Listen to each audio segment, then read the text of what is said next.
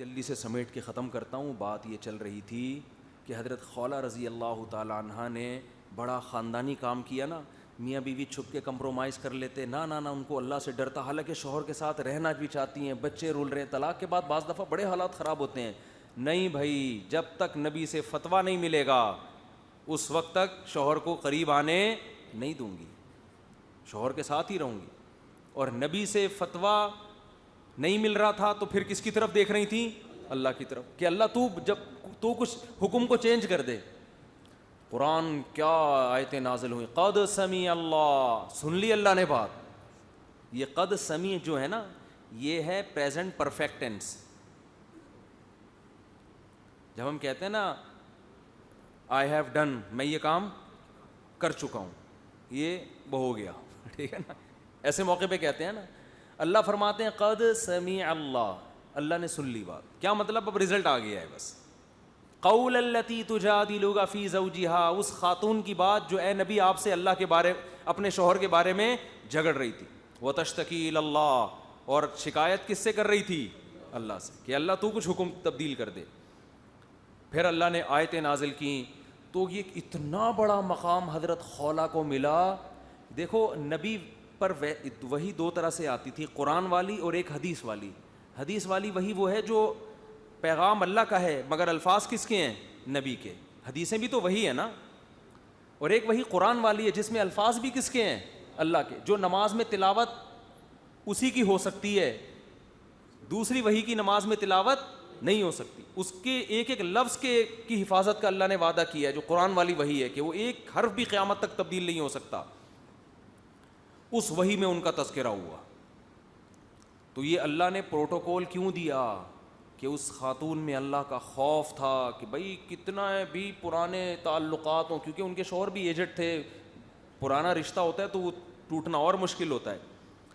لیکن انہوں نے کہا بھائی اللہ کی حدود سے تجاوز نہیں کروں گی. تو یہ کیوں ہو رہا ہے؟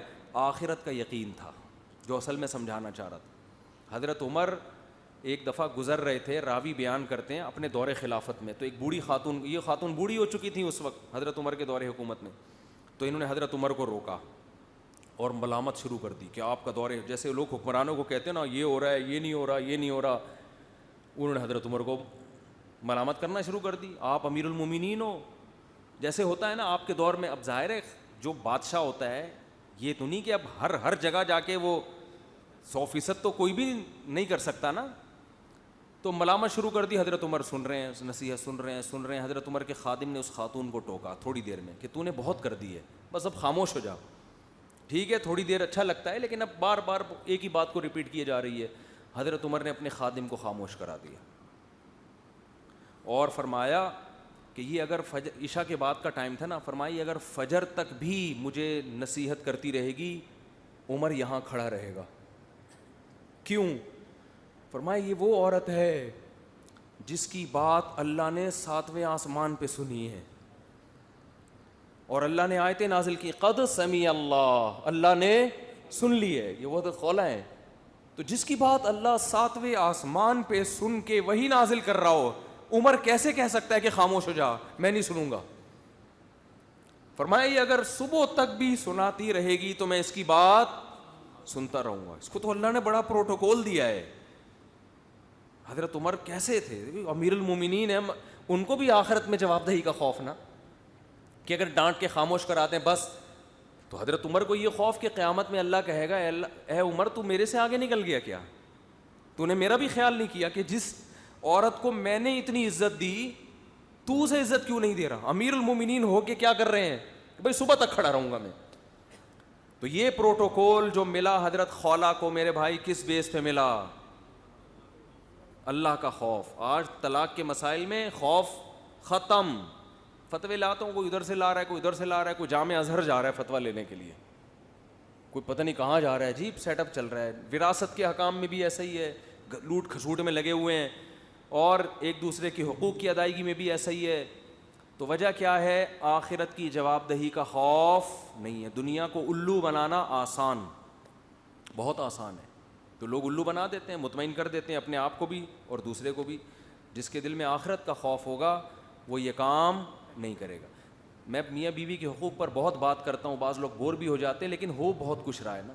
چند دن پہلے خاتون آئی, اس کا میاں اس کو اتنا مارتا ہے, اتنا پیٹتا ہے کہ اس کو اس کے نیل پڑ جاتے ہیں جسم پہ, جنگلیوں کی طرح مارتا ہے اس کو. اور ایسی خواتین جن کا باپ نہیں ہے, کوئی پیچھے 8-10 بھائی نہیں ہیں, ان کی تو بعض مرد زندگی, کیونکہ انہوں کو پتہ یہ کیا بگاڑ لے گی میرا, یہ کیا بگاڑ لے. میں نے اس عورت سے کہا اتنا پیٹ رہا ہے بھائی طلاق لو اس سے. کہ نہیں کہاں جاؤں گی میں, جوان عورت ہے, کہاں رولتی پھرے گی, دھکے کھائے گی. وجہ کیا ہے, اس کو پتہ ہے ہمارے معاشرے میں طلاق کے بعد مردوں میں اللہ کا اتنا خوف ہی نہیں ہے کہ کوئی دوسری تیسری کر لے اس سے. سمجھ میں آ رہی ہے بات, یہ بھی خوف سے کیا ہو گئے, آ رہی, کہہ رہے ہیں ہمیں اب دوسرے کا مسئلہ ہے, ہمارا مسئلہ تھوڑی ہے. پھر طلاق کے بعد بچوں کا مسئلہ, بچے بڑے ہو کر وہ ایک عجیب ٹینشن ہے. تو ان کا حل بہت سارے ہیں حل, لیکن اصل حل تو یہ ہے نا کہ شوہر ایسا نہ کرے نا, اصل تو یہ حل ہے نا. وہ تو پھر طلاق یا خلا وہ تو بات کی چیز ہے, اصل کیا ہے, یہ ظلم کس کی طرف سے ہو رہا ہے, یہ مرد کی طرف سے ہو رہا ہے. میں یک طرفہ باتیں سن کے متاثر نہیں ہوتا جلدی کسی سے. آپ نے تو خاتون کی بات سنی, میاں کی تو سنی نہیں. بھائی میاں جتنا بھی ٹھیک ہو, یہ تو نہیں ہے نا کہ جانوروں کی طرح صبح شام کوٹتا پیٹتا رہے. اتنا تو کسی کو شریعت آگے جانے کی اجازت نہیں دیتی نا. تو وہ بیچاری اتنی گھبرا رہی تھی کہ میرے میاں کو پتہ چل گیا کہ میں آپ کے پاس آئی ہوئی ہوں, اب مجھے نہیں چھوڑے گا وہ, اب اور مارے گا مجھے کہ کسی کے پاس جا کے اپنا دکھڑا کیوں سنایا. تو میں نے تو کہا ادھر تھانہ ہے, وہاں جا کے بندے کو بند کرا دو. اس نے کہا بند کرانے کے بعد کیا ہوگا, پورا سسرال ہے پیچھے کھڑا ہوا ہے. تو حقیقت یہ ہے کہ چاہے عورتیں بھی کر رہی ہوتی ہیں, پیٹ نہیں رہی ہوتی لیکن اور طرف سے ٹارچر کر رہی ہوتی ہیں. حقیقت یہ ہے کہ قانون کے ذریعے آپ ایک دوسرے کے حقوق ادا نہیں کروا سکتے. قانون کی پہنچ یہاں تک نہیں ہوتی, قانون کو پتہ نہیں ہوتا ہو کیا رہا ہے گھروں کے اندر. اللہ کا خوف اور آخرت کا خوف دل میں نہیں ہوگا اس وقت تک ایک دوسرے کے حقوق ادا کرنے کے لیے لوگ تیار. اب کیونکہ یتیم بچی سے شادی کر لی نا, نہ باپ ہے نہ ماں ہے, تو پتہ ہے پیچھے پوچھنے والا کوئی ہے نہیں, اس کو لا کے ایسے بے یار و مددگار گھر میں پھینک دیا جا کے. نہ تمیز سے بات کر رہے ہیں اس سے, نہ اس سے جناب کوئی حقوق ادا کر رہے ہیں. ایسے میں جب فون اٹھانا شروع کرتا ہوں تو پھر یہی کھوپڑی گھومنا شروع ہوتی ہے. پھر میں بند کر دیتا ہوں تھوڑے دنوں میں کہ بھائی ان کے مسئلے کا حل ہمارے پاس تو ہے نہیں, دماغ خراب ہونے کے علاوہ کچھ بھی حاصل نہیں ہو رہا. عورت ہے, نہ اس کا باپ ہے, نہ ماں ہے, نہ بھائی ہیں. یہ تو فیملی پلاننگ کا عذاب ہے نا. ابا اماں کو چاہیے اتنے بچے تو پیدا کرو کہ کل کسی خاندان میں ظلم ہو تو پیچھے بہن بھائی سپورٹ تو کریں اس کو. بہن بھائی ہوتے ہی نہیں ہیں, ایک آدھ ہو گیا وہ بھی بیچارہ وہ اپنے مسائل حل کرے گا یا آپ کے. ہول سیل کے حساب سے جب بہن بھائی ہوتے ہیں پھر عورت پہ ظلم کرنا آسان بولو نہیں ہوتا. پھر وہ کوٹ کے دکھائے, پیچھے 6 سالے آ جائیں گے, بولیں گے تو سالوں کے ڈر سے حقوق ادا کرے گا وہ. نہیں آ رہی میرا خیال ہے بات سمجھ.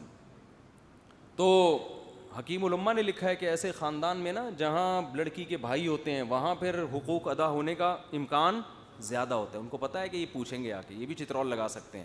اب خام خامے بہنوئیوں کو کوٹنا نہ شروع کر دیں جا کے. تو کیا ہے کہ اللہ کا خوف. ہاں عورت ہے جس کا ابا نہیں ہے, اب کیا ہے بیوی سے کموا بھی رہا ہے, کما کے بھی خود لے کر آؤ گے. اب وہ بچوں کی وجہ سے مجبور ہو جاتی ہے کہ میں ان بچوں کو لے کے کہاں گھوموں گی. بچوں کی وجہ سے کوئی شادی بھی نہیں کرے گا. جو مالدار گھرانے ہیں نا وہ تو سروائیو کر جاتے ہیں, کوئی بات نہیں, اپنے گھر بٹھا لیا کوئی غریب گھروں کے مسائل بہت خطرناک ہیں. آپ کہہ سکتے ہیں بھائی کوئی بات نہیں, گھر آ کے ابا کے گھر کھائے نا. وہ ابا کہہ رہے ہیں میرے پاس کھانے کو روٹی نہیں ہے, یا ابا ہے ہی نہیں. اکثر تو ان کے ساتھ ہوتا ہے جن کے ابا ہی نہیں ہے, تو وہ کیا کرے گی بھائی پھر. وہ تو بڑے مسائل ہیں. لبرل لوگوں کے پاس ایک ہی حل ہے کہ سب کو جاب پہ لگا دو. سب کو کیا کر دو, جاب پہ. جب آپ نے سب کو لگا دیا نا تو یہ خاندانی نظام تو ہو جائے گا آہستہ آہستہ تباہ. تو کھانے پینے کا تو انتظام ہو جائے گا, پھر حلال حرام کا فرق بولو.